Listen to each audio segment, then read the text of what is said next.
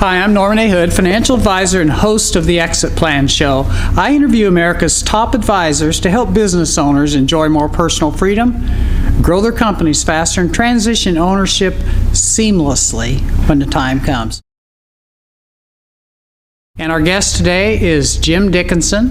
He's with Cavitch Familo Durkin here in Cleveland, Ohio. A special thanks to them for hosting the location for this interview series.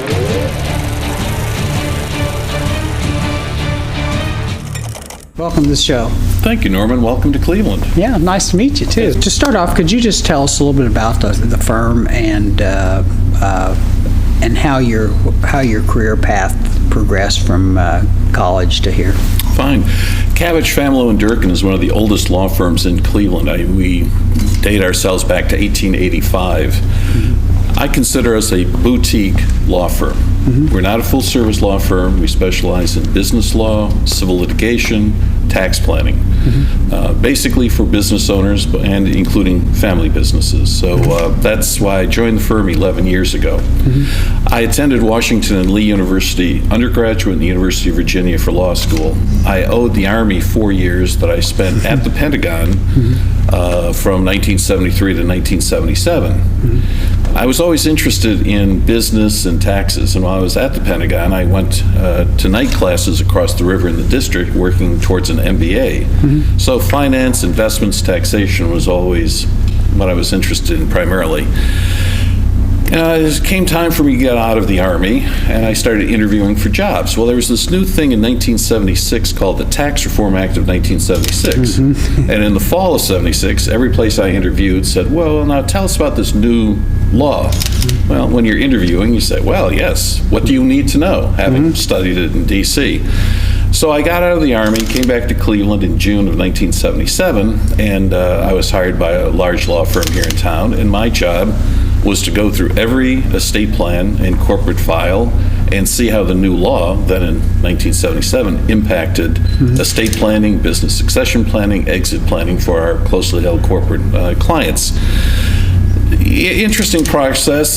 Since then, we had Ronald Reagan come along in 1980. We had the Economic Recovery Tax Act and introduced the unlimited marital deduction, increased the exemption, and increased annual exclusions.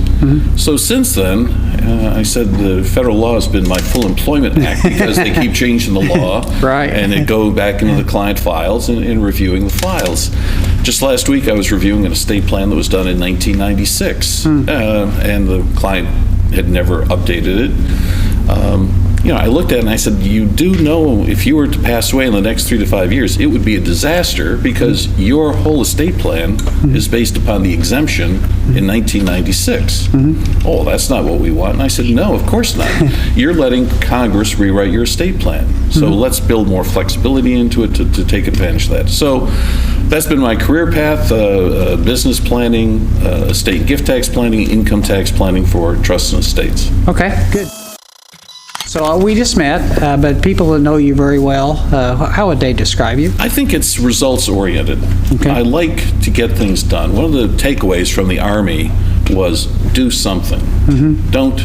Doing nothing is an action that's usually the worst result.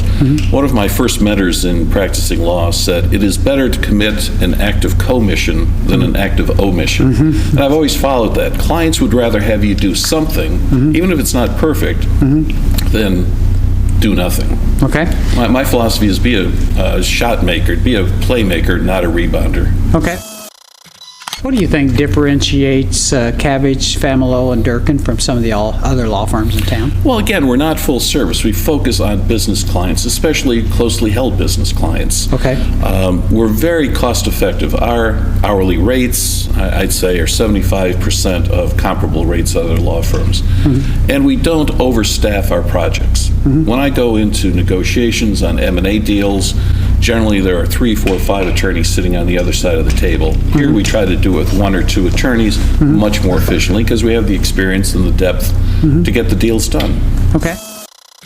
And so also with just in your role, is there anything in particular that you like to work on more than maybe more than some other things? I would say dealing with closely held business owners, especially family businesses. I find the whole family dynamics to be intriguing. too many advisors focus on pure taxes. And taxes, I'll claim, never have been and will not be the issue in successfully transitioning family businesses.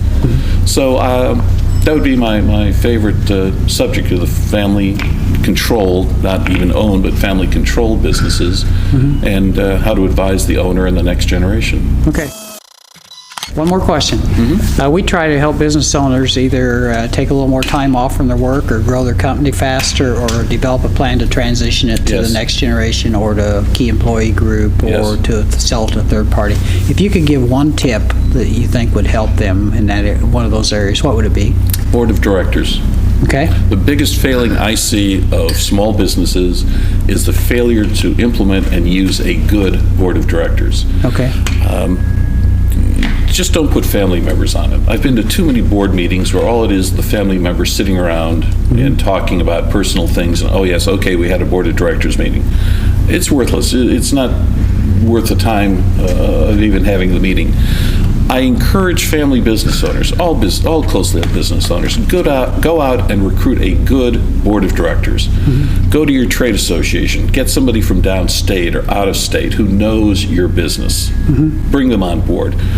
Professors from the local business schools.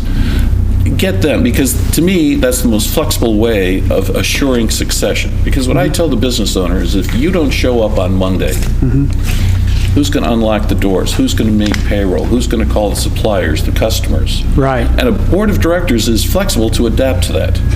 Years ago, I represented a company, and the female owner was diagnosed with stage 4 breast cancer, unfortunately, and she was going overseas for alternative treatments. And she said, Jim, what can I do to manage the company in my absence? And I told her, put together a good board of directors. They can hire interim CEO, CFO, meet the requirements if the union causes problems, just to fill in. And that's the most flexible. So that would be my one tip to a business owner is really consider using a board of directors. Okay, thank you very much. Thank you. Good interview. So again, that was Jim Dickinson. He's with Cavitch Familo Durkin here in Cleveland, Ohio. For more information about Jim and his firm, please take a look at the show notes on our website.